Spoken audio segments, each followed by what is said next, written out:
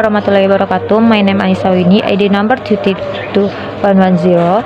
I will explain my book. The title is The Teaching, Reading, and Writing by Andrew P. Johnson. Part 1. Background information about reading. Chapter 1. Defining reading. Chapter 2. For language process working together. Chapter 3. How to teach reading.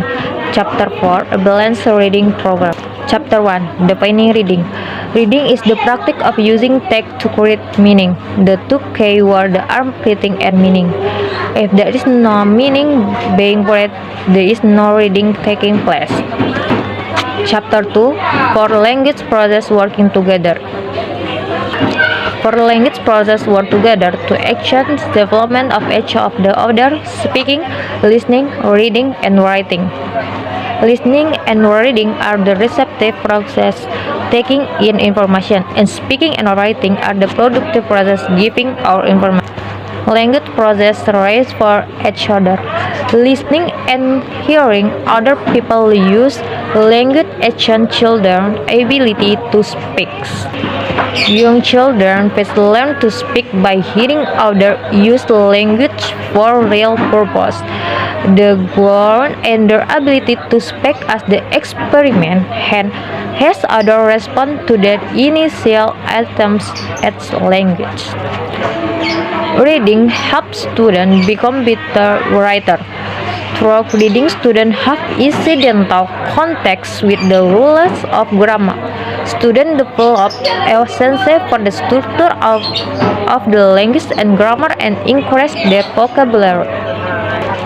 Writing helps in developing phonic knowledge and action reading fluency.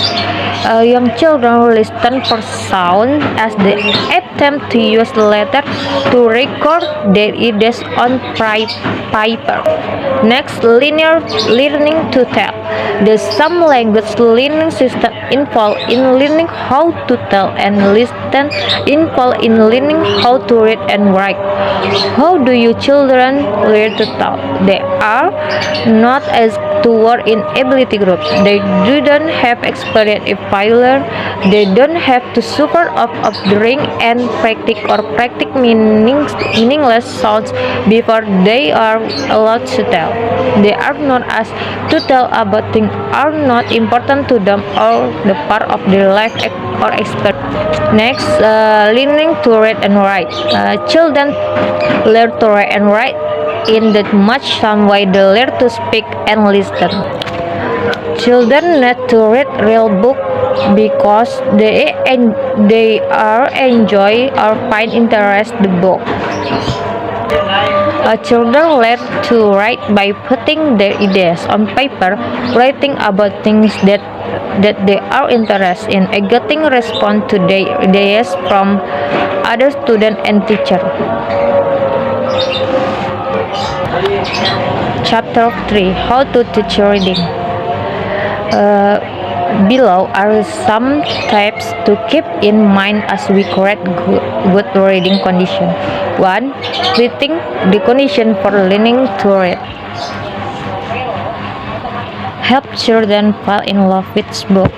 Reading is pleasurable and stretching which when I do it I want do more of it. There are wonderful stories and interesting characters found in book. 2. Putting it together.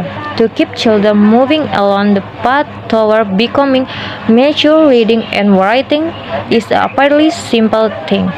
We only need to provide them with a large chunk of the time to read enjoyable books, invite them to write about their ideas, and encourage them to share their insights and ideas with other students. As the teacher, we need to do more listening and looking and less taking and testing. The Dog Whisperer. In The Dog Whisperer, the instructional strategies described in this book are designed to complete children's natural acquisition and use of language. That is why we look for authentic reading and writing experience and focus on reading and writing the context of creating meaning with spread, as opposed to learning a series of subscale, who language seeks to keep language as possible, not broken into tiny little abstract bits. Chapter 4, A Balanced Reading Program. In the last chapter, they explain about the reading program must be carried out in a balanced manner involving phonic instruction, reading, or writing. Children learn in different ways because every children has a different way of learning. There are children who learn to read quickly. There are also children who have the ability to learn to read for quite a long time. This balanced program has the characteristic of prioritizing children's love of book first. The children according to the child abilities and preference, never force the children.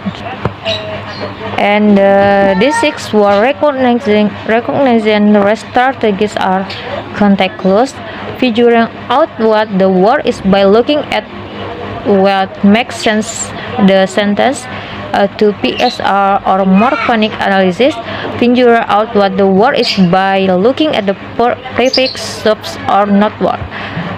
3. Word analysis or word familiars, figuring out what the word is by looking at word familiars or part of the word you recognize. 4. As a friend, turn to a friend and say, what's this word?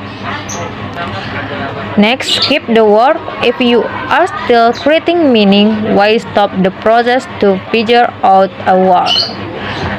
The last, phonics, using minimal letter, choose in combination with context clues to figure out what the word is. Okay, that's all for me.